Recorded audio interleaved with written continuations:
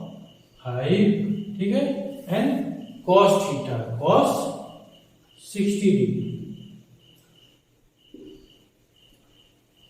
Divided by Q B. Q क्या है हमारा? चार्ज ऑन प्रोटॉन क्या है? 1.69 इंटू 10 टू पावर -19 और बी कितना दिया हुआ है? 0.3 टेस्ला। ठीक है। अब cos 60 जो होता है उसका वैल्यू कितना होता है? cos 60 होता है 1/2। ठीक है, इस 2 से ये 2 कटेगा। जब हम इसको सॉल्व करेंगे तो आंसर आएगा 41.3 इंटू 10 टू पावर -3 मीटर। ठीक है, और जब हम इसको सेंटीमीटर चेंज करेंगे तो क्या हो जाएगा हमारा? 10 टू पावर -3 है, मीन्स 4.13 सेंटीमीटर। ठीक है, ये हमारा आंसर है। तो नियरेस्ट कौन सा होगा? ये। ठीक है, this is the correct answer. Okay, an alpha particle moving with equal kinetic energy interperpendicular to a magnetic field. If Rp, Rd and R alpha respectively of the circular path, find the ratio of Rp and Rd and Rp and R. ठीक है, ये question है। Question क्या है? एक proton, एक neutron, एक alpha particle है जिसकी काइनेटिक एनर्जी सेम है और मैग्नेटिक फील्ड में उस सर्कुलर पाथ में घूम रहा है। उनका रेडियस आरपी, आरडी और आर अल्फा दिया हुआ है। उनके रेडियस का रेशियो निकालना। ठीक है, हमने रेडियस क्या पढ़ा है अभी? आर क्या होता है? mv/क्यू। ये अभी हमने नहीं पढ़ा। जो सर्कुलर पाथ होता है उसका रेडियस होता है r=mv/क्यू। mv क्या है? m into v। ये होता है हमारा मोमेंटम। ठीक है, ये हो गया हमारा p/qb। और ये आप जानते ही हैं, p जो होता है वो क्या होता है? 2mk। जहां k क्या है? काइनेटिक एनर्जी है। ठीक है, तो काइनेटिक एनर्जी के टर्म में दिया हुआ है तो हमें r जो है काइनेटिक एनर्जी के टर्म में निकालना है। ठीक है, तो r जो हो गया हमारा क्या हो गया? r p की तरफ है 2mk/qb। ठीक है, तो यहां से हमें क्या मिल गया? देखिए, मैग्नेटिक फील्ड तो सेम है, काइनेटिक एनर्जी भी सेम है। तो r जो डिपेंड करेगा वो m एंड q पे डिपेंड करेगा। r proportional to √m mass and r proportional to 1/q means r is a inversely proportional to charge. ये दो चीज हमें मिल गया। ठीक है, अब हम निकालते हैं Rp/Rd। ठीक है, Rp/Rd निकालेंगे तो क्या होगा? हमारा Q जो है इनवर्सली प्रोपोर्शनल है, तो QD/QP इंटू m का अंडर का प्रोपोर्शनल है, अंडर MP/md। ठीक है, और जो न्यूट्रॉन होता है उस पे चार्ज जो होता है प्रोटॉन के इक्वल होता है। ठीक है, तो QD जो हो वो इक्वल हो जाएगा QP। चार्ज जो है इक्वल होता है, बट मास जो होता है इसका डबल होता है। MD जो होता है वो MP का डबल होता है। ठीक है, एक न्यूट्रॉन में क्या होता है? एक प्रोटॉन और एक न्यूट्रॉन होता है। इसका मास जो होता है प्रोटॉन के मास से डबल होता है, बट चार्ज इक्वल होता है। तो ये क्या हो जाएगा? ये QP/QP रूट जो MP/2MP। ठीक है, तो यहां से क्या मिल गया हमें? Rp/Rd equal to 1/√2। ठीक है, ये हमारा फर्स्ट आंसर आ गया। ठीक है, फर्स्ट आंसर आ गया Rp/Rd इक्वल टू प्रोटॉन का रेडियस और न्यूट्रॉन का रेडियस का जो रेशियो होगा वो 1/√2 होगा। अब सेकंड निकालना है, ठीक है। सेकंड क्या है, RP बाई R अल्फा, ठीक है। सेम Q क्या होगा, ये रेडियस जो होता है चार्ज के इनवर्सली प्रोपोर्शनल होता है, तो Q alpha by Q proton into MP by M alpha. अब अल्फा पार्टिकल जो होता है उसका चार्ज कितना होता है, प्रोटॉन का डबल होता है। क्यों? क्योंकि अल्फा पार्टिकल क्या होता है, 2He4, ठीक है। यही होता है अल्फा पार्टिकल, हीलियम का न्यूक्लियस होता है। तो इस पे जो चार्ज है Q अल्फा वो होता है डबल इंटू Q प्रोटॉन, ठीक है। और मास जो होता है M अल्फा वो होता है 4 टाइम मास ऑफ प्रोटॉन, ठीक है। तो यहां रख देते हैं सबका वैल्यू। ये हो गया हमारा 2qp by qp root mp by 4mp, ठीक है। तो q mm कट गया 2, और ये 1/4 का रूट निकालेंगे, ये क्या आ जाएगा 1/2, 2 से 2 1, क्या निकला हमारा RP by R alpha equal to 1, ठीक है। तो इसका वैल्यू कितना आया था, ये आया था 1/√2 और ये आया हमारा 1, ठीक है। ओके।